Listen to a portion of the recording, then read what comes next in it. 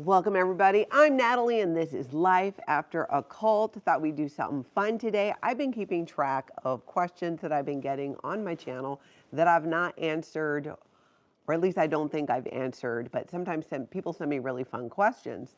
Some of them not so fun. But I thought it would answer some of those wild questions today. And if you have some, put them up in the chat. I'll try and keep track of them. Let's see. But I thought we would just get started. Thank you. I think Mama Opal's here. Thank you so much for being here. Let's make sure I can see everybody in the chat here.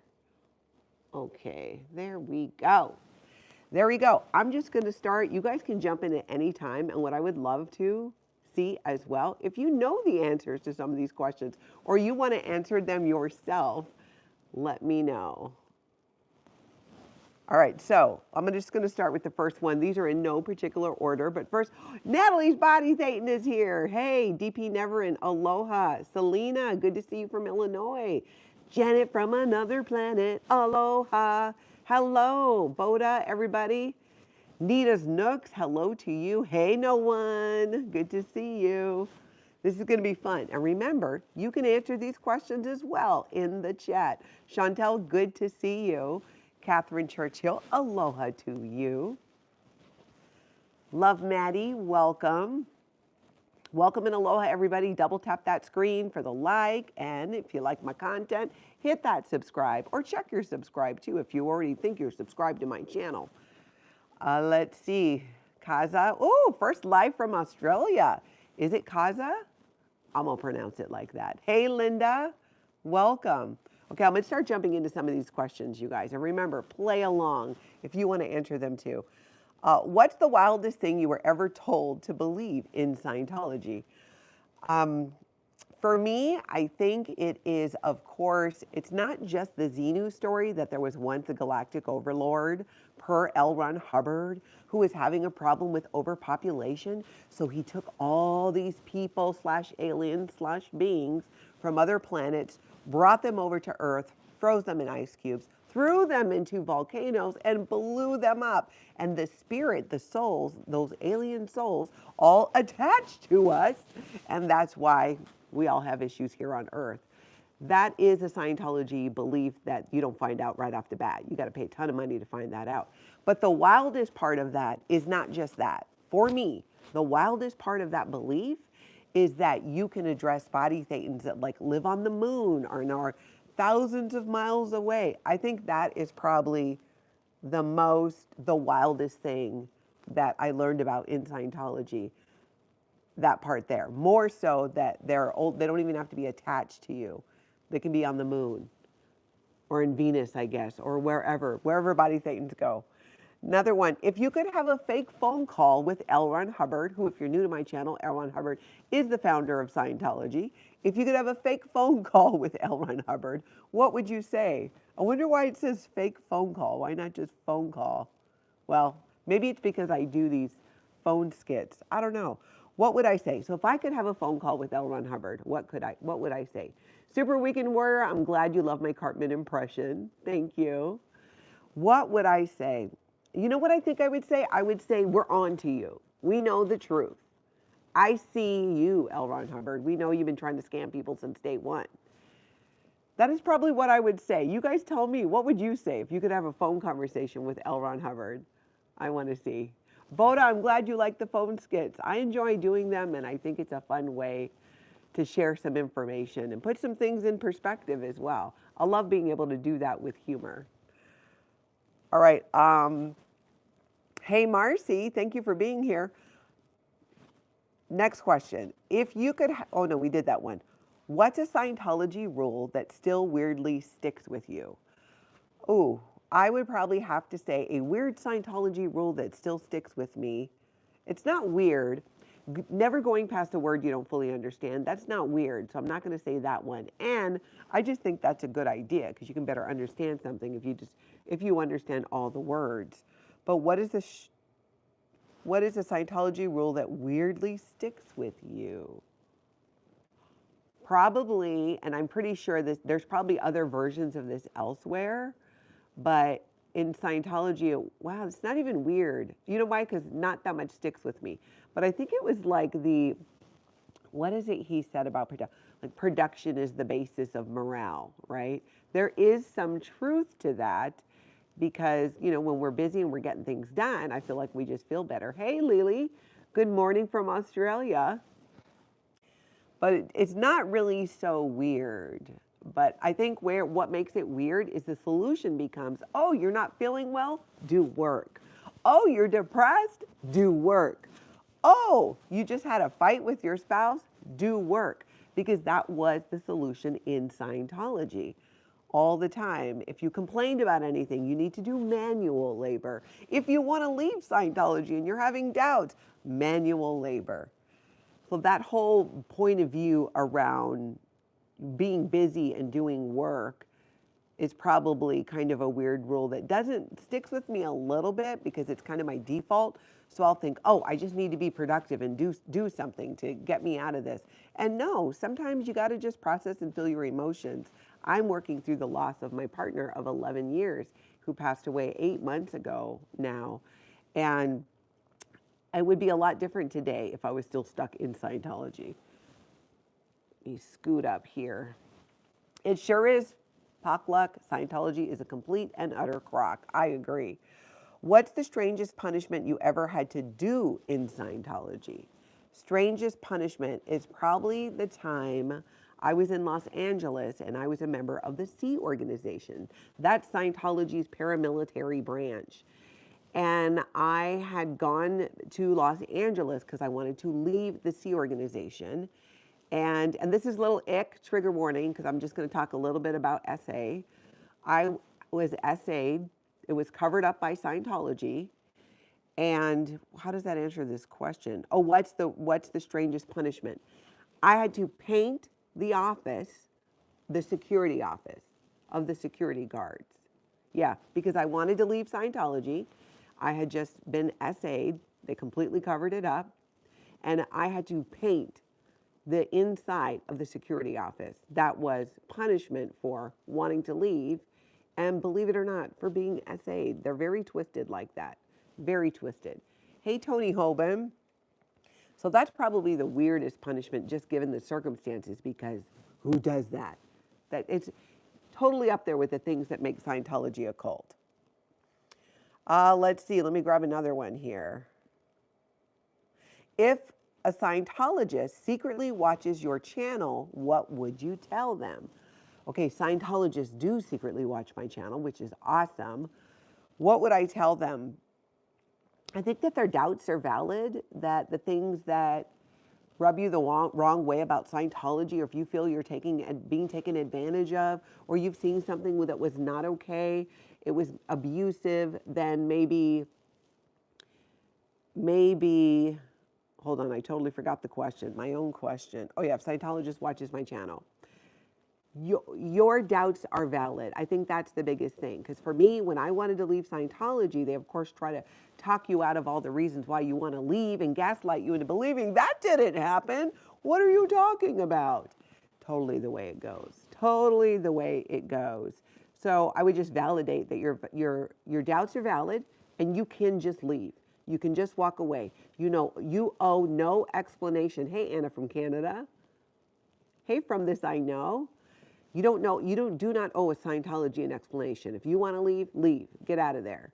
You don't have to follow their rules. You don't have to leave, quote, the right way, as they like to say. You don't have to do any of that too. So that is what I would say to Scientologists secretly watching my channel. A lot more, but if they watch my channel, they would know the lot more part. Solid Rock, what about the Mormons? What about the Mormons? You tell me, or maybe you could be a little bit more specific in your question. I don't know a ton about them, but I am learning some things. Let's see here. Would Scientology ever try to sue you for your videos? No, they wouldn't. Why? Well, they learned their lesson with a woman named Debbie Cook. Once upon a time, Debbie Cook was the head running Scientology in Clearwater, Florida they got a lot of buildings there, but not a lot of people. And Debbie Cook was in charge of what's called FLAG, which is It's like like what Utah is to Mormons, Clearwater is to Scientologists, and she was in charge of running what's called the Flag Service Organization. And she knew where the bodies were buried. She left Scientology. She ended up writing this email to Scientologists saying like, hey, I'm not down with David Miscavige. Like, Scientology needs to be saved from him, because she hadn't fully left the Scientology mentality.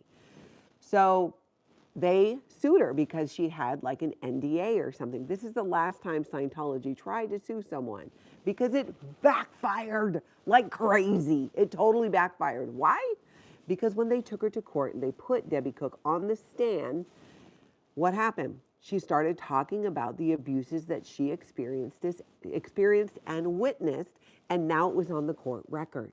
She shared about how when she was at Scientology's international base, she was put in a garbage can with other Sea Organization members under the orders of Scientology leader David Miscavige. They poured water over her, called her names, called her a lesbian as if that's a bad thing, said a bunch of horrific things to her. People were threatening to hit her. She shared all of this while on the stand.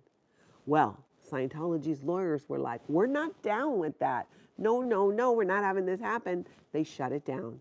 They recessed, and they slid a very large dollar amount check across the table, or at least that's how I imagine it. And ever since then, Scientology has figured out that you don't want to be suing people who are telling the truth about Scientology. One, it's the truth. It's not lies. These are people's firsthand accounts and their experiences with Scientology. So that is my answer for that one. Sick Vic, what has surprised you the most since leaving? I think what surprised me the most since leaving is how long it's taken me to move beyond the mind control from Scientology, the self-policing. I've been out of Scientology for 15 years. It still happens. I might have those thoughts, but I have a lot of tools that help me. I can take a step back and go, okay, is this me? Or is this that cult I grew up in?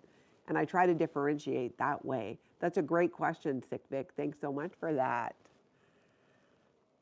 Let's see here. This one's funny.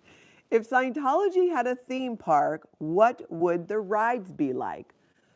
Well, number one, incredibly expensive. It's going to cost you $1,000 to go on the Ferris wheel. It totally would. Oh, you want to go on the swings? That's going to be $500 a piece, and you're only going to be allowed on after we interrogate you about your previous experience on swings. I think that's what it would be. It'd be expensive. Let's see. What's the dumbest thing you've ever Googled? Oh my gosh, that is. What is the dumbest thing I've ever Googled? Probably, and I don't think it's dumb because I don't think questions are dumb. And there's so much that after leaving Scientology, things I realized like I wanted to learn about or questions I had. And the thing popping into my head is when I Googled, and I don't think it's dumb, so it's not really an answer, but I did. It was how do waves work in the ocean? How are waves created? I don't think it's dumb, but it's kind of a funny thing to ask Google. And I did, and it has something to do with the wind. But I don't think there are any real dumb questions. Have you ever had a supernatural or eerie experience in Hawaii? Oh, that's a good one. Now, I'm from Hawaii. I was born and raised in Hawaii. I go back home and I see my family. In fact, I was just there a couple of weeks ago. And absolutely, we've had some supernatural or eerie experiences in Hawaii. One I can remember specifically is when I was a kid. We were living back then with my grandpa dad. If you're new to my channel, grandpa dad is my mom's third husband. And he was the father of my first stepdad.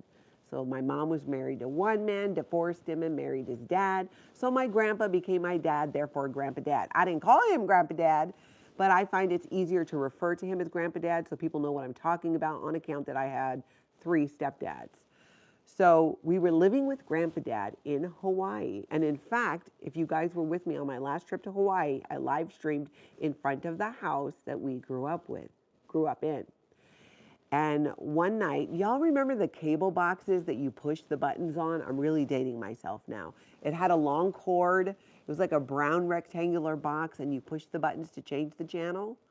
One night I was laying on the couch. My sister was on the couch too, and we were watching television. It was really late at night. It was quiet. Nobody was home. None of the adults were home. The adults in our life were all at the bar, which is often where they were. So we're laying there, and I'm kind of halfway asleep, and the channels start to change on the television. And the box is like far away from us, and it's like click, click, and the channels were changing. I was probably, let's see, my mom hadn't yet married Grandpa Dad, so maybe I was around 11. It was maybe around there. That was probably the eeriest supernatural or eerie thing that happened in Hawaii. Have you guys experienced anything like that, supernatural? Put it in the chat. Let's hear it. Let's hear. If you're on the replay, put it in the comments. I would like to hear that. Let's see, next question. If Tom Cruise invited you to dinner, would you go? Yes, absolutely. Tom Cruise, of course, is a hardcore Scientologist. But I mean, come on, even though I'm not very fond of him, given the fact that he is the leader of Scientology, David Miscavige's BFF, I would still go just to find out, to have the conversation. Tell me, what would you guys say? If Tom Cruise invited you to dinner, would you go? How do you not go? It's not happening, though, on account that I'm a former Scientologist and he's not allowed to speak to me, although that's probably not the only reason I wouldn't be having dinner with Tom Cruise. But yeah, I would totally go. I would go. You guys got to tell me, would you go? How do you pass that up? The questions. No one says yes. Yeah, I know you would go. How do you not? So many questions, so little time. Tom Cruise, why do you only marry women who are allegedly suppressive in the eyes of Scientology? Being that his last 3 wives, in the eyes of Scientology, were what is called suppressive people. Which, let's be real, anybody Scientology is not down with or is speaking out against him, they're like, that person's just suppressive. And that's supposed to somehow discount everything that they say. Doesn't work like that, though. Anna from Canada says, I would go to dinner with Tom Cruise and report back to Natalie. Oh, for sure. The questions there would be. Let's see. What's been your biggest YouTube mistake so far? What's Northern Girl saying? Kids used to tell me the TV would turn on by itself. I didn't believe them until it happened to me. Years later, I happened to go to a psychic and my mind was a little blown at what he told me. Interesting. Irina Posner says, I think Tom Cruise, marries women in good standing and then they go in his valence and become suppressive. So Tom Cruise, in other words, is turning women into suppressive people. You got to wonder, I would imagine David Miscavige and Scientology's like, dude, stop dating Scientologists. We cannot lose any more female Scientologists, Tom Cruise. We really need you to go look in a different dating pool. That's how I imagine that it goes. So what's been your biggest mistake on YouTube so far? Honestly, I would probably say not starting sooner. What's the best comment you've ever received? Oh, that is a hard one. Nisa says, I don't even want to even bother. I don't want to be talked into joining Scientology. Lele says, I'm an Australian, so Tom wouldn't invite me because of Nicole Kidman. Exactly. Scientology completely turned Nicole Kidman's kids against her and convinced them that she was a suppressive person. And a suppressive person in Scientology is somebody who is not out for good, who's evil. Basically, anybody who speaks up against Scientology. Yeah, truly. So best comment I've ever received on a video. Mama Opal says, best comment, the guy who came to troll you and then subbed because he said you were a nice person. Recently, I would agree with that, Mama Opal. Thank you for that. That happened. A guy came onto a vertical video, was going to troll me, but listened to the video for a while and ended up subscribing to the channel. That was a good one. What's that say? Incense. I don't know if I'm going to read that screen name. What does the Dianetics book talk about? I was curious about the book of what really does it talk about. It talks about what L. Ron Hubbard calls the reactive mind. It's your mind, Scientology says, records moments of pain and unconsciousness, and then you can get triggered through it as well. But let me save you about $100,000. Your reactive mind, once you get rid of it in Scientology, in the book Dianetics, you're said to achieve the state of clear. Again, it can cost $100,000 to get to that point. Maybe less for some people, depending on the route that you take. But let me save you some money here. If you want to, you go into Scientology and you tell them, I think I'm already clear because I realize I've been creating my own reactive mind and I'm not going to do it anymore. That in Scientology is called an end phenomena. It is like the realization that you're supposed to have to achieve this state of clear. So there, you don't even need to read Dianetics. I gave you the shortcut. I gave you the cheat. I gave you the hack. You're welcome. Have you ever regretted uploading a video? Oh, that's a good question. No, I honestly have not. But I've only been around for a year, so give me time. You know what I'm saying? I am missing a lot of comments here. Super Weekend Warriors, you're right about becoming instantly clear. Have that phenomena. Then you did the clear certainty rundown. Very cool. Damien, Natalie, aloha. What's your favorite Hawaii island? Been there 3 times. My favorite island in Hawaii is the Big Island. I was born and raised on Oahu in Hawaii, but the Big Island is more my favorite island, honestly, because there's not the traffic that there is on Oahu. Oahu has so much traffic. I was just there seeing my family, and you spend a lot of time in traffic going certain places. And the Big Island of Hawaii doesn't so much have that. And I feel there's more to see and do. Why? Because it's bigger, hence the Big Island. But also because there's different climates. If you want to be in more of a desert kind of feel where it's really warm, you could be on the Kohala Coast or near Kona. If you want cooler temps, you can go up to Waimea or Kamuela, which is where my grandmother and my dad used to live. You can go, if you want to experience more of the jungle, you go across towards Hilo. You can go there and see that. So that's what makes it my favorite island. Irina says, another end phenomena of Scientology. OMFG. I've been mocking up my wins this whole time. Good one, Irina. Good one. Let's see. What's a YouTube trend you refuse to do? A YouTube trend I refuse to do? I'm not even that familiar with YouTube trends. So I don't know. I will say this, probably like doing, no, I'm not going to say that. We'll open that can of worms. YouTube trend I refuse to do. I'm not even sure. You know what? I don't really have an answer to that because I can't think of a YouTube trend. Maybe that's my problem. XN, was Tom Cruise your god? No. People don't worship Tom Cruise in the traditional sense. But Sea Organization members, which are supposed to be senior to Tom Cruise because they're in Scientology's senior Sea Organization, their paramilitary branch. These people signed billion-year contracts to work for Scientology, to forward the aims of Scientology.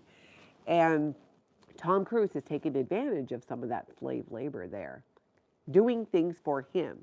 Because there's belief in Scientology, this belief that L. Ron Hubbard said, you have to flow power to power. So Scientology and his BFF, David Miscavige, is like, well, let's just give Tom all kinds of free things and keep him happy, even though he could pay for that and more. So that's what I know. Hey, Joel Sachs. Irina says, some people worship Tom Cruise. They usually happen to be teenage girls and not Scientologists. Maybe older now, because I'm not sure how many teenage girls these days are looking at Tom Cruise going, hey, daddy, give me some of that. I mean, he's in like his 60s, I think. Maybe women in their 40s or 50s, or men. I don't know. You guys tell me. Let's see. What's something so ridiculous about your life that it feels fake? Honestly, that I spent 35 years in a human trafficking cult named Scientology. That is probably, even though it's the truth, it feels fake because it's so weird. It feels like it was an entire another lifetime. And then sometimes it feels like it was yesterday. So it depends on the day, but I feel like it's so ridiculous that sometimes I can't believe it myself. When you first joined Scientology, did you think it was good for religion or not? Well, I didn't really join Scientology. I was born into it. My mom married a Scientologist when I was 5. So my indoctrination into Scientology started really early. And throughout, I mean, with each step and level, It's all I knew. So I had nothing really to compare it to decide that if it was a good religion compared to other religions. It's all I knew. I was only allowed to think it was a good religion. I was only allowed to do things that were supported for Scientology. That's a great question, and hopefully that answers you there. If not, feel free to ask a follow-up.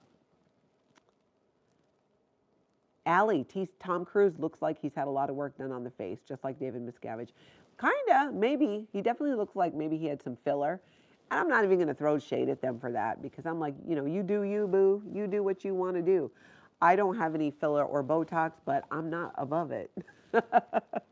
I would do Botox. I got the hereditary deep lines on my forehead. I've done it before, but not anything beyond that. But I've seen it, and it does look a little bit odd in their photos sometimes. You're right. Hey, a cute pumpkin clodhopper. We're playing a fun round of Ask Me Anything. I've been keeping track of some questions I haven't answered, and I'm answering those now. Sue Irwin, thank you for hitting that like button. Double tap the screen if you're on your phone, and make sure you hit that subscribe as well, so we can talk about tons more culty stuff and my life after a cult. Let's see. What's your most chaotic childhood memory? Ooh. Hard to narrow that down. Better days, I don't think you can do the playback speed on a live stream until it's over. At least that's been my experience. What's the most chaotic childhood memory? What is my most chaotic childhood memory? The first thing that comes to mind, oh my God, there's so many, it's hard to narrow them down. And this is coming to mind, and probably because I spoke about this recently. I was back home in Hawaii visiting my family, and my sister Lana and I went to go visit where this roller skating rink once was. We went back to visit it, and even though it was no longer a roller skating rink, when we were kids, my sister got kidnapped from that roller skater rink. And it was absolutely chaotic. It's something that, I mean, it still affects us to this day. That's probably the most chaotic thing, I would say. Sue Irwin, does Lana and your kids, are they subscribed? And do they watch your videos? They better be subscribed. I would assume that they are. But do they watch my videos? I think some of them, but definitely not all of them. I do create a lot of content. There's a lot to see. But I do know they watch some of them. Thank you, Marcy. I know that was a horrifying story about Lana. And it definitely fits the category of chaotic childhood memory in this question here. So thank you for that question, whoever sent that one. If you had to describe your life as a movie, what would the title be? This is a great one for the chat. You tell me, chat. Many of you who've been following my channel for even the whole time, or maybe even shorter, but you've watched enough of my videos, what would the title of my life be if it was a movie? Oh my goodness. That one needs some deep thought there. Twister, Bella Notes, I like that one. Irina says The Master. I think that one's taken. Ooh, it's getting a little warm. I'm taking the best one. Might be heading to the plus. Oops. Just threw my mic. Oh, you gotta love menopause. And I don't have my menopause fan nearby, but I'm glistening. I'm not sweating, I'm glistening. It started with Grandpa Dad. That's a good title for a movie. I'm going back to the beginning. I like that one. That's good. You Thrived. That could be a good one too. Oh, good. The sound is better. I must have been my coat. Okay, so let's see. What's a conspiracy theory you secretly kind of believe?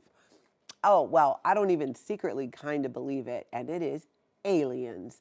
There's no way, in my opinion, that there is not life on other planets, in other solar systems, in other universes, whatever. So probably that one, and it's not a secret, because I do kind of talk about that. You guys tell me in the chat, tell me in the replay.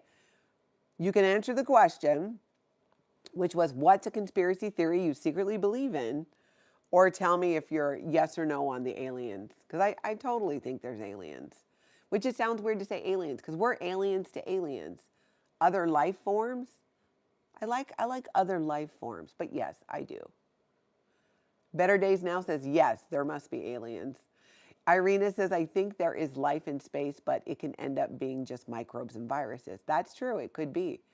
Does a virus count as a microbe? I'm not sure. Marcy's like, yes to other life forms. I'm down with that.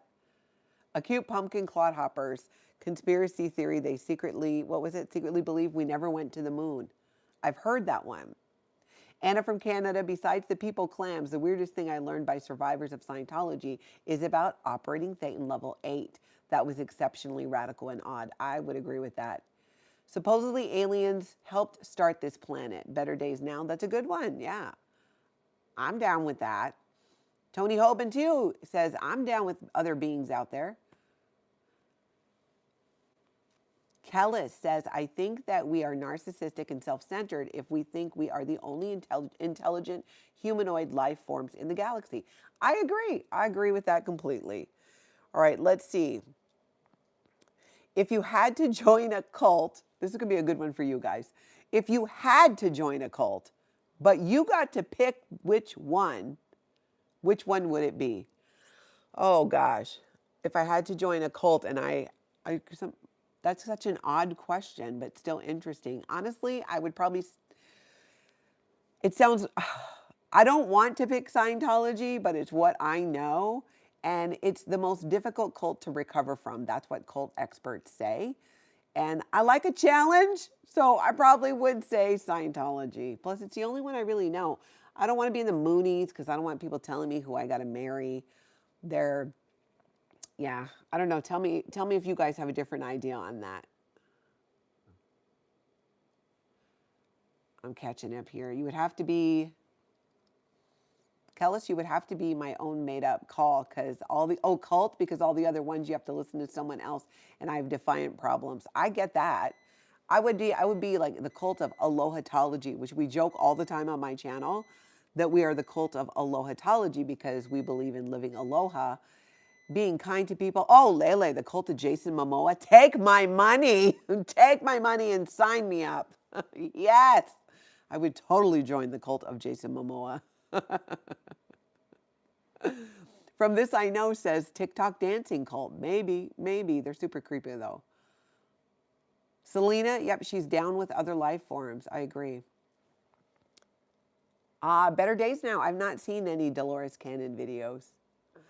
All right, let's see. What's your go-to comfort food when you're stressed? Okay, you guys tell me. What is your go-to comfort food when you're stressed? I know this one. This is easy. A Culver's mushroom Swiss burger basket, complete with fries and a Diet Coke. All things I don't normally eat, but if I'm super stressed and I want to medicate myself with food, that is the direction that I go in. Cricket Cinema says, I'm in a cult of 3. The other 2 have whiskers and fur. I love that.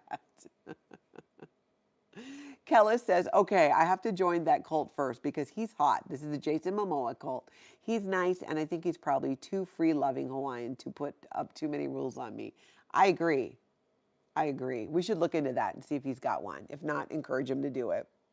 And you guys can answer that question too. What is your go-to comfort food when you're stressed? For me, it's some type of burger and fries and a Diet Coke, which is something I never drink because aspartame is bad for you, but I call it my naughty drink. Comfort food, pizza. Wow, Rick Jones, tenderloin and teriyaki rice. That sounds good.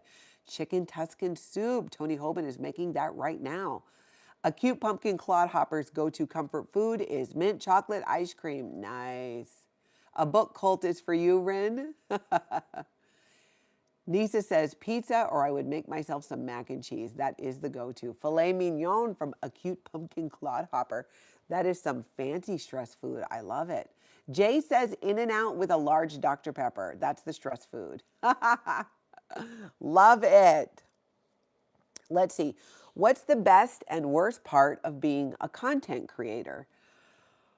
Oh, I think the best part of it is being able to kind of meet so many different people. And I really have met a lot of people that I've met through YouTube in person.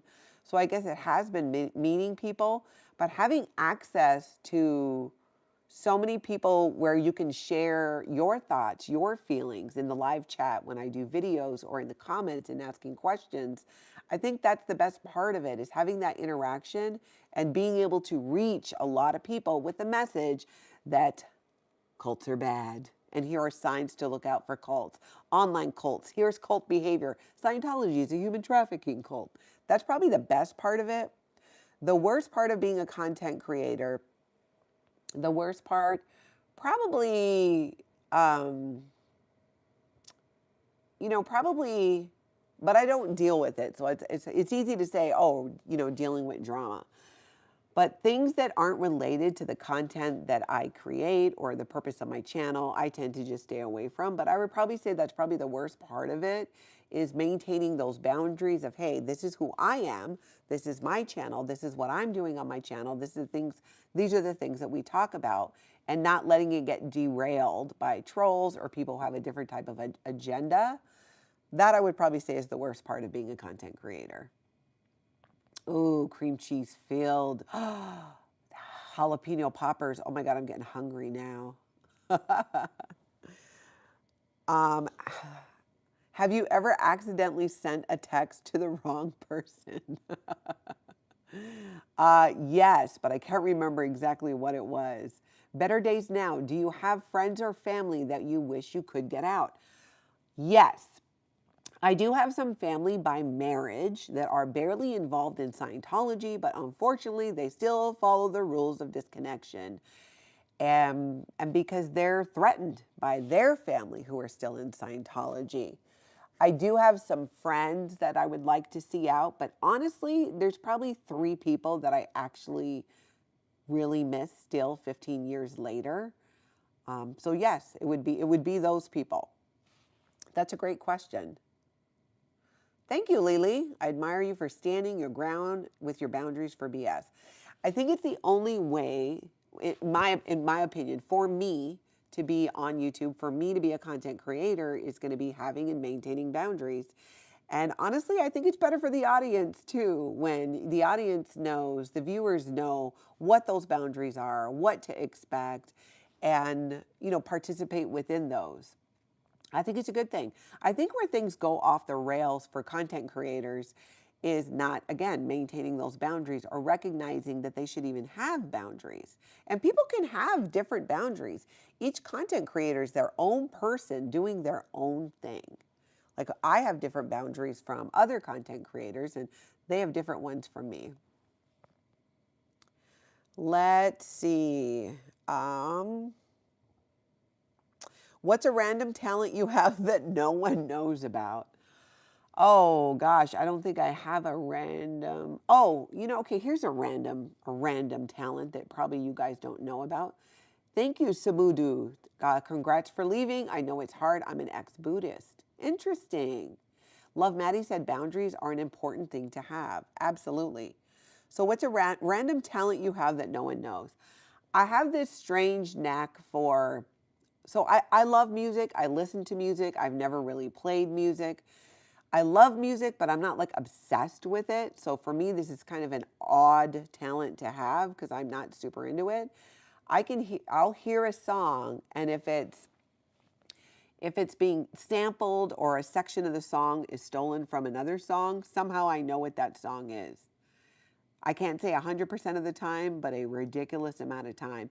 I would listen to music with my partner, with my Tony, and we'd hear certain things. I'd be like, hey, that's a different song. And he's like, what are you talking about? And I would look it up, and sure enough, it was part of a different song. It's kind of a weird, dumb thing. But he used to be pretty impressed with it because he was much more into music than I was. He played guitar and all those things. And I think he secretly wished that he had that. It's hard for me to call it a talent because I don't have any use for it. I guess I could like go work for the music industry, but they probably have AI for that already. Tafe, addiction was my cult. February 1st, I was 9.5 years clean and sober. Congrats to you. That's fantastic. Better days now. Do you see your sister very often? I see my sister Lana, who lives here often. My sister Nahilani, who lives in Hawaii, not so much because she lives in Hawaii. And it's far, but I do try to get out there. A couple times a year. Usually it's more like once. But I do see her. Kelly says, I can't watch a movie more than twice because after I watch it, the minute I go to pick it to pick it again, it plays in my head the minute I try to watch it and have to turn it off. Wow. Lele, I'm glad you like my Cartman impersonation. It's hard to do, but I got a lot of years of practice doing that with my Tony's kids. Samudu, how many siblings do I have? I have three siblings. Let's see what else we got here. What's your favorite video that you've made? Oh, that's hard. Oh my gosh, my favorite video that, okay, actually, no, I think I know what it is. My favorite video that I've made so far, I think, is the very first one. Justin, I'll answer that question. The very first video I did was an interview on growing up in Scientology with Aaron Smith-Levin. It's on my channel. In fact, it's the first video. I think it's under like where a trailer or something would be. It's almost 4 hours long, and it is a lot of my story in Scientology. I think it's probably my favorite because it was the first time that in one sitting I talked about so much in regard to Scientology. I think that's my favorite one. Justin, how did you get into radio? When I worked in radio, it actually happened kind of an interesting way. I had left Scientology, and there were, so it was a pop culture station called My Talk 107.1 here in the Twin Cities. And they're on multiple shows, they would talk about Scientology. It's when Tom Cruise was jumping on the couch and was with Katie Holmes, all that stuff. And I would call in and go, hey, this is true about Scientology, but this is not true what someone's saying. And I kind of became their resident ex-Scientologist when they would talk about it. At the time, I was doing a blog that they became familiar with. And when there was a position for a host, a co-host, I was asked to go in, and I thought interview for it, but I was given the job right away on the spot. Thank you, Cody Quinn. Your first interview with Aaron was amazing. I didn't feel like it was 4 hours. I appreciate that. And you can find it on my channel. Check it out if you want to really kind of hear a lot of the story. It's not the whole thing, but it's a lot. Jay says, my favorite video of yours was when you had Rick Allen Ross on. Oh, that was a good one. I need to get him on again. I need to. And I think I want to do like pull some sections out of that video too and release them as smaller videos because there was so much information there. Yeah, Cricket Cinema. I worked in radio for a few years. It was fun, and I'm glad I did it. I had no idea how to do it. You kind of learn, but I had in radio, there's two different kinds of people who work there. People who actually studied, and then the people who kind of have no filter, and they make for a good radio host. And it was a pop culture station, so you had to be willing to give your opinion on a lot and not be too, introverted about it. Debbie says, music listening talent, what you're hearing is what musicians call runs.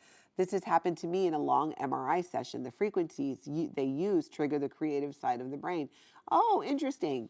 Kella says, I thought the minute I clicked on here that you seemed really comfortable and at ease on being live, like you've done this quite a few times, a long time. So it makes sense. I want to do a live channel. You should. Yeah, my time in radio definitely helped prepare me a little bit for this. And I've been live streaming now for over a year. I started my channel, Life After a Cult, in December of 23. And here we are now. Kraken says, Nat, we have way too much in common between the Mrs. America pageant, radio hosting, and so much more. Wow. Oh, Kraken, you might have told me before, and I apologize if I don't recall. You got to tell me more. I did do a pageant. I did the Mrs. Minnesota one. You did Mrs. America? Wow, I want to hear more about that. Hey, Susan P., thank you for being here. And if you guys have thoughts, tell me what's your favorite video that I've done so far on my channel. If you're on the replay, throw it in there. If you're in the live here, go ahead and pop it in there. I'm curious now. Let's see. If you could tell your younger self one thing, what would it be? Feel free to answer in the comments and if you're on the replay. But let's see. If I could tell my younger self one thing, what would it be? It would probably be your doubts are valid because I was in Scientology. Probably that. Your doubts are valid and get out of Scientology. As a kid, it would have been almost impossible. But I definitely, if I could go back and like do a time machine and show up and sit my younger self down, I'd be like, look, girl, you're in a cult, okay? It's a human trafficking cult, but you're not going to know this for about 35 years. Although I'd have to wait for my older self, probably. If I told that to myself as a really young person, I probably wouldn't listen. But I would. That's what it would be. Thank you, Love Maddie. You like the first one with Aaron, too? That's right. I think that's what I would do. What would you guys do? That's a good point, Taffy. My past led me here, so I wouldn't change a thing. Very true. Very true. Katie did said, I would tell myself that I was enough. I love that. I would tell myself, don't try so hard, says Bella Notes. Oh, I love that.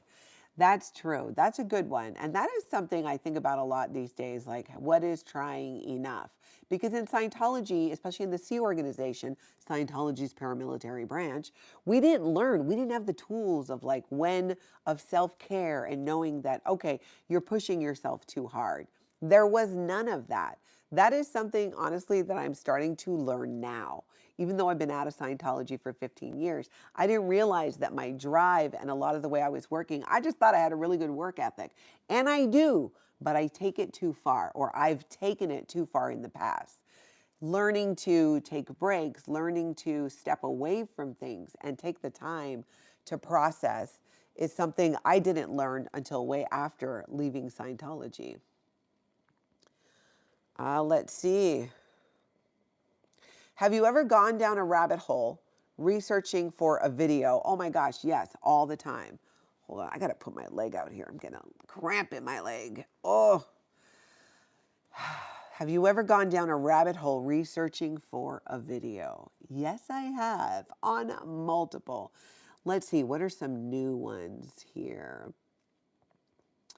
What are some new, what some rabbit holes have I gone down? It's probably, it would have to be, I go down them all the time. But when I was researching about online cults and discovering how common it actually is, and it's more common today than it ever was because of the internet. The internet makes life easier in so many ways for us, but it is also a breeding ground for cults. Black and white thinking, for you're with us or you're against us. You're with us against them. There's only two things. You must choose. A lot of black and white thinking, culty type stuff exists online on the internet. And I think that going down and researching that was such an eye-opener because I thought, oh, it's just former cult members who do these things. And in researching, I found out, no, it's not true. There's actually kind of a lot of people who do it, even if they weren't in a cult. But what I also found out, maybe not a, coordinated cult like Scientology, but they were in a high control group. Kellis, thank you for that. That's very kind. From this, I know that video was definitely one of my favorites of yours. I'm so glad. I'm so glad about that. Let's see. If you could switch lives with anyone for a day, who would it be? Oh, goodness. Who would you guys switch with? If you could switch lives for a day with anyone, who would it be? For a day. Oh, that's a tough one. That is tough. If I could be anyone for a day, you guys tell me in the chat. Maybe you'll give me some good ideas here. If you could be anyone for a day, who would you be? Katie did says, my dog. And I bet your dog is very well taken care of. That's a good one. What else do you guys think? If you could be anyone for a day, who would you be? I would probably be the leader of Scientology, David Miscavige, for a day, and I would shut it down. I would give everybody back their money, whoever paid money to Scientology, give all the money back, sell all the buildings and stuff to do it. Of course, that probably couldn't do all that in a day, but that's probably that's what I would do. Try and right some wrongs by being the culty leader of Scientology for a day. What's a habit you picked up in Scientology that was hard to break? Ooh. What's a habit you picked up in Scientology that was hard to break? What is a habit I picked up in Scientology that's hard to break? Honestly, probably giving more grace. That's such a part, not a part of Scientology. There's very black and white thinking, like I was saying, you're with us or you're against us. And people have to be punished into compliance. Obedience is huge. And what I learned after leaving Scientology was grace. Sometimes people make mistakes. Sometimes people do stupid, dumb things. But if they're close to you and you love them and you care about them, you still try to be there for them and try and help them. Maybe see that there's another way of doing something, another way of doing it. I would say that was probably, when I think about what's a bad habit you picked up in Scientology that was hard to break, the bad habit of not letting people be who they are. That is something that took me a long time to break, because you're so indoctrinated in Scientology to only be who Scientology wants you to be, which is basically a robot who gives lots of money to Scientology. Pamela Jones says, I got out of Scientology when taking ethics. But leaders were not following the teaching. Best move for me. Congrats for you. That's fantastic. Yeah, they got a really twisted view on ethics. Josiah, look at you. You made it to a live. Good to see you. Good to see you. Oh, here's a good one. If you could have any superpower, what would it be? Ooh, any superpower, what would it be? I think I'd want to be invisible, because if I were invisible, I could go to leader David Miscavige's office, sneak in, and shut everything down. Get on his computer and start emailing. We're no longer going to be a cult. Give everybody back their money. What's your weirdest fan interaction?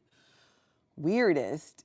Nothing comes to mind as being weird. I will say something that kind of caught me off guard or surprised me was when my partner died 8 months ago. I had an outpouring of support. I call my chat on my channel my emotional bubble wrap. But what surprised me is some of those people who supported me and just sent me lovely notes and even gifts. There were two of them who, when I wouldn't no longer be friends with somebody who they didn't know in real life, somebody I'm friends with in real life, because I wouldn't come out and say I'm not going to be friends with this person anymore, they told me, like, I gave you XYZ and I can't believe that you're still going to be friends with XYZ. I think that was probably the weirdest fan interaction that I had, because I was thinking, girl, you really trying to tell me who I should or should not be friends with? That's why I say, if you want to tell me who I should or should not be friends with, you need to send me a list of your friends so I can look them up, check them out, and make sure they're living in accordance with my moral compass. So I feel like if you want something to say about who I'm friends with, let me know who your friends are so I can check them out. Because, yeah, I'm too naive. You might be naive and not seeing your friends acting a fool. That is probably the weirdest interaction that I've had so far, and it's happened a couple of times. Kellis, yeah, that's controlling. That's like giving money with strings without telling you there's strings attached. Yeah, definitely. Kraken says, never tell me what to do. Your imposed expectations on me are not my burden to bear. I love that, Kraken. That is awesome. If you had to explain Scientology in 5 words, what would they be? Oh, cult, obviously. 5 words, Scientology. What would they honestly be? You guys tell me in the chat. If you had to, what are your words to describe Scientology? I would say cult, human trafficking, soul destroying, deadly for families. Although those aren't just words. Those are sentences. Cult, yeah, destructive. Oh, good one. Dictatorship. That went flying by.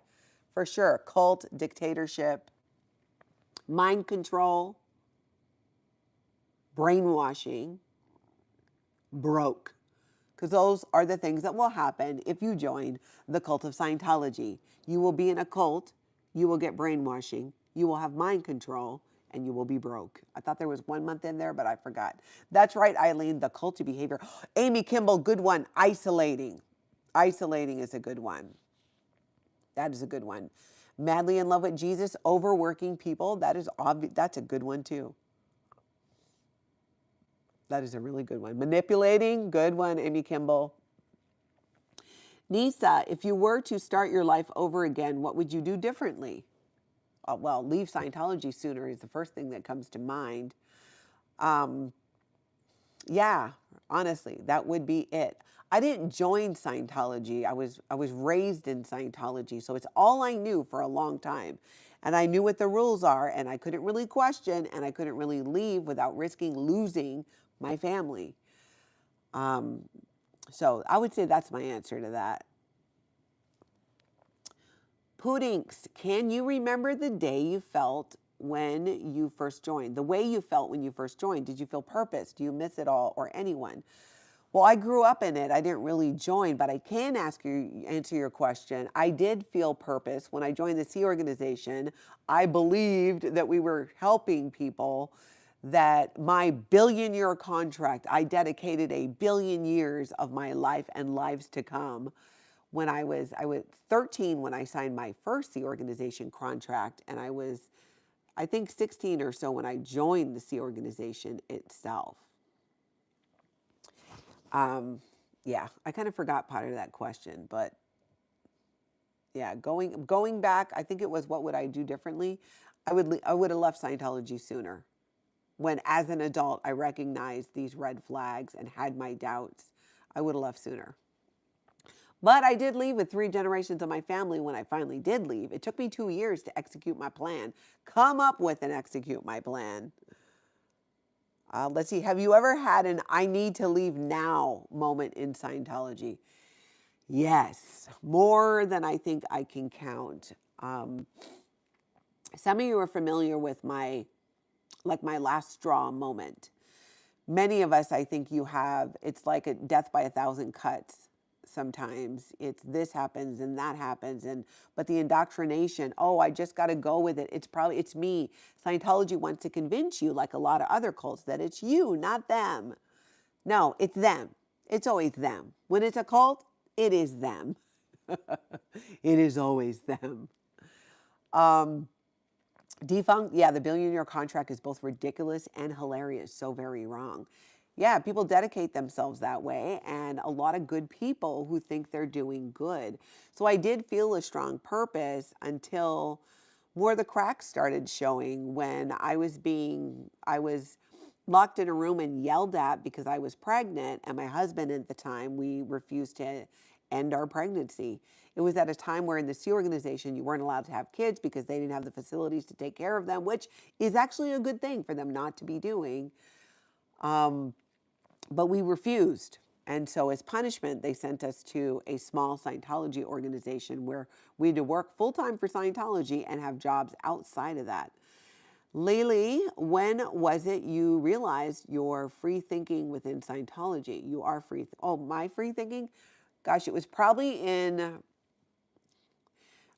like 2004 to 2008 was a key time. It was 2008, whereas, I remembered, I was telling you guys that story. When I left Scientology. I would say it was probably about that time. And it's, the thing about free thinking and realizing that you're in a cult or you're being mind controlled, that there's manipulation, is you become more aware of it. Once you start understanding how the techniques in Scientology are used to control people. So I would probably say like the mid-2000s is when I started waking up to that. Eileen, did you tell Lana that you were leaving the cult of Scientology? Yes, I absolutely told my sister. She was happy as all get out because my sister had left years before. What's the weirdest YouTube comment you've ever gotten? Why do I feel like we might have done that one? No, I don't think we did. What's the weirdest YouTube comment you've ever gotten? Mama Opal or one of my moderators, I bet right off the top of your head you can think of a couple of these. What's the weirdest YouTube comment? Gosh, I don't know if weird is really kind of the word, but to me, the weird comments are things like, again, trying to dictating how I live my life. when it's based off of what you don't really know. A lot happens outside of the internet, and I think sometimes people forget that. Just because I'm not talking about something doesn't mean it didn't happen. There's a lot you don't know that goes on. So comments like that, I think, are probably the weirdest ones. Oh, yes, Mama Opal, I know your partner would want to show us your what? You gotta explain that one to me a little bit more. Oh, wait, that was a troll? Okay. Well, this is interesting. What's the worst injury you've ever had? Probably when I cut my leg when I was a kid. There was a hole, my leg fell in, there was a metal piece that I had to get stitches. It was horrible. Kraken, if your sister left years before, did you ever have pressure to disconnect, or did you keep that relationship on the down low? Were there any shenanigans by the cult? My sister never gave us a reason to disconnect. See, the key when you have family members in Scientology is you want to maintain good communication and not tell them that they're in a cult, because when they do decide to leave, you will be there for them. And my sister knew that. Now I found out, sister, blue cashmere, thank you so much for the super sticker. My sister, I will read your question. So my sister knew that. So for years, she just played it cool and just waited for us to come to our senses, which we eventually did do. But she was really patient like that. Sister, blue cashmere, do you regret the people you recruited? If so, I didn't. I was horrible. I didn't actually recruit that many people into Scientology. Like, honestly, I sucked at it. I can't even think like one person, but they're out of Scientology. The very few that I introduced to Scientology never stayed in it. But that is a great question. And it is something I would regret, and I would do what I could to get them out of Scientology, at least make an effort. Love Maddie said, cults make you feel that you're righteous, and so anyone not for the cult are fair game. If they don't agree or speak out against, you will feel justified. They feel justified to attack, harass, disconnect from them. That's very true. That's the fair game policy in Scientology. Anybody who is exposing Scientology, who is critical of Scientology, L. Ron Hubbard said, they're fair game. You can attack them. You can lie about them. You can do all these things. Just Scientology being culty. What's the weirdest belief you ever had as a kid? I'll tell you, let's see. I guess it could be Scientology related or not. I'm curious. You guys tell me in the chat. If you're on the replay, I hope you're jumping in the comments with your answers. What's the weirdest belief you ever had as a kid? I think what comes to mind, which is kind of outside Scientology, was that the moon glowed. You know how you have like stickers that glow in the dark, but you have to go put them by a light source, then you put them in the dark and then they glow? Was that the sun put all this light on the moon and then it made it glow at night, just in the same way. That was probably the weirdest. And to be honest, I'm still not completely sure how it works. I think it has to do with the position of the sun. So I was close, but not quite. That's what comes to mind as the weirdest thing I thought as a kid. Defunct, since you grew up in the cult of Scientology, do you feel like their programming has an effect on all your decisions? Like, do you still second guess yourself to this day? No. I've been out for 15 years. I've done a lot of work on myself. There's still work to be done. There's still unprogramming to be done. A lot of times you don't know if that programming is still in place until you have an experience. So, yeah, you know what?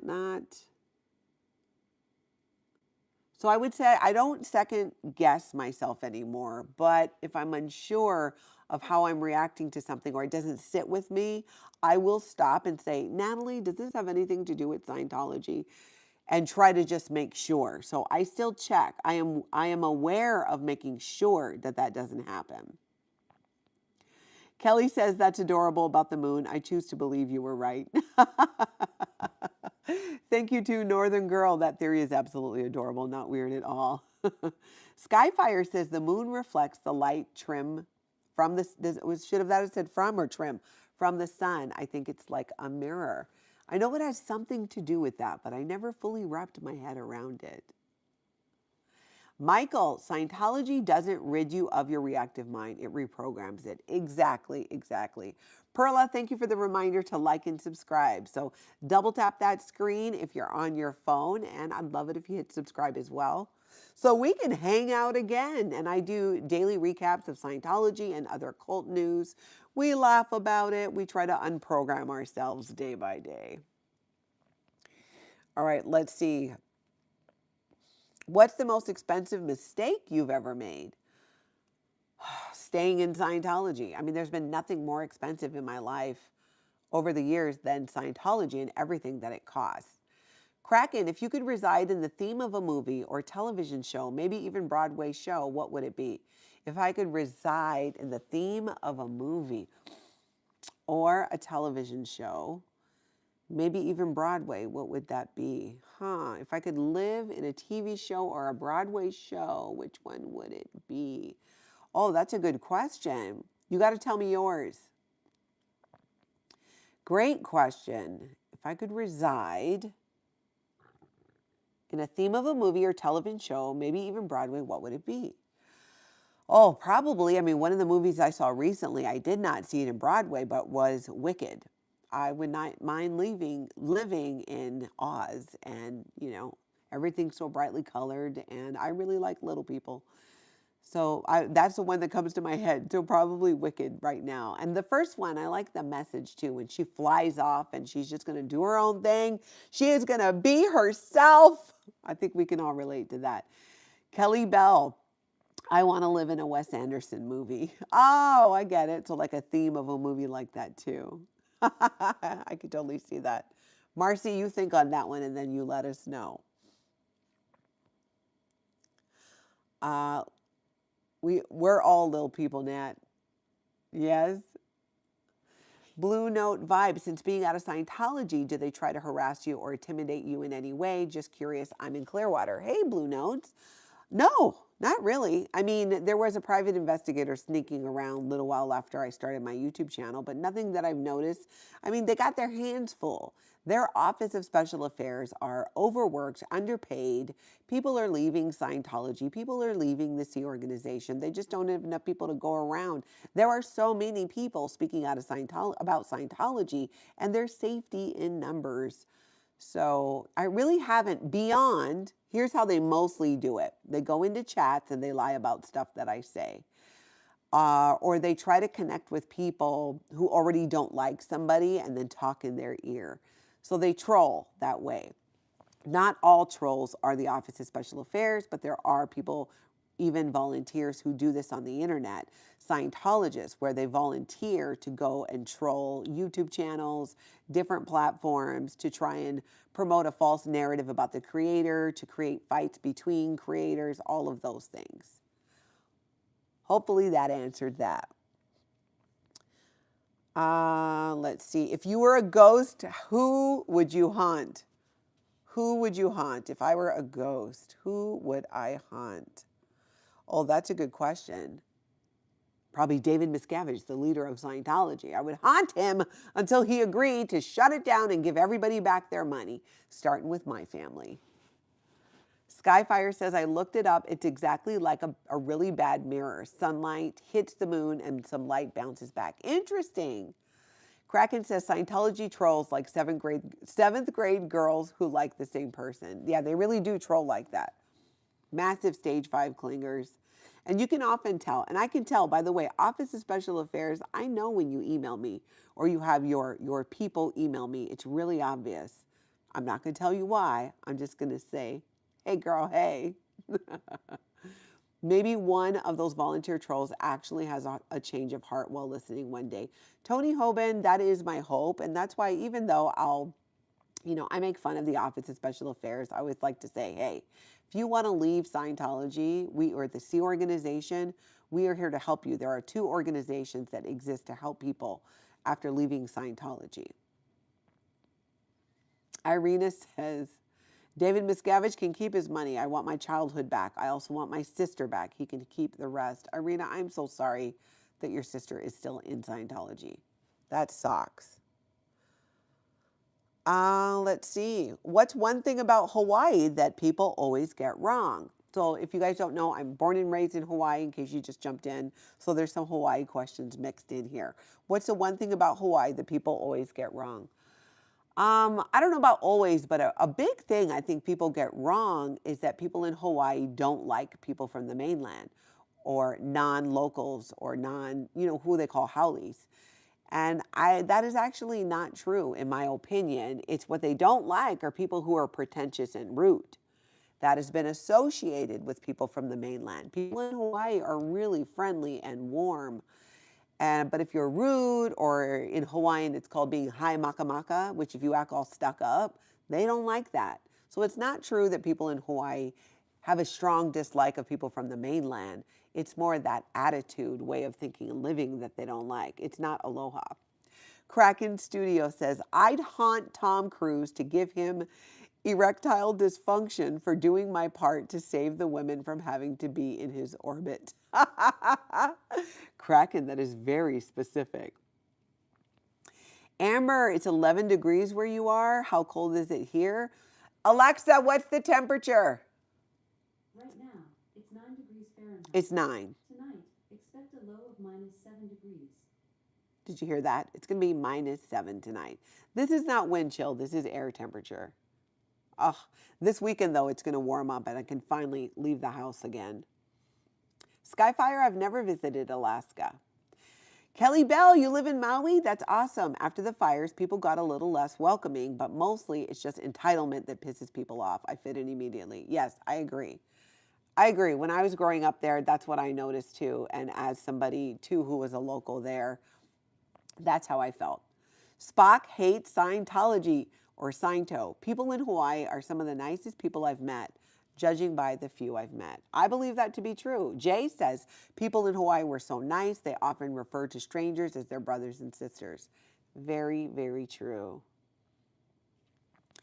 Eileen says, I'm going back through this in replay to write down these questions. After 23 years, date night needs new conversations. Oh, I love that. I should do a video of like dating questions. That would be funny. From this, I know. It's 9 in Oklahoma too right now. Take your weather back, Nat. I know. It's like somebody let the weather out and Mother Nature, like the weather just took off and she's running around town like a drunk sailor. All over the place. Places where it doesn't normally snow. It's not cold. It's all kinds of craziness. It's like, what do they call that? Backwards day? Yep, Rem, Alexa answered you as well. That's funny. 25 in Dallas, Marcy. That's crazy. Feels like 12, though. Oh, hey there, Linda Lewis. Thanks for jumping in. Good afternoon. How are you doing? I'm doing fine. How are you? First time watching live. You look pretty. Blessings. Thank you, Linda, and thank you for being here. If you like the video, double tap your screen and hit that subscribe button. Katie did. That's right. I agree. Come get your weather.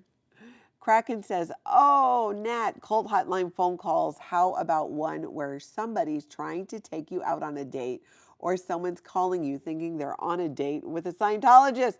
I love that. Mama Opal, can you do me a favor? Date. Somebody thinks she's with a Scientologist on a date. Can you do me a favor and text that to me? Fortunately, my moderators help me out with this stuff because I got the menopause brain fog and I will forget. Carla's loving wife says, as a former sailor, I represent that remark. Eileen, date questions would be so fun. Okay, we're doing it. We're doing it. We'll come up with some. It shouldn't be hard. Then it's like things that, you might want to date questions or even maybe good questions for your partner. Kraken Studio says, your mods are the best. And they really are. They really are. Our moderators help to keep things aloha around here.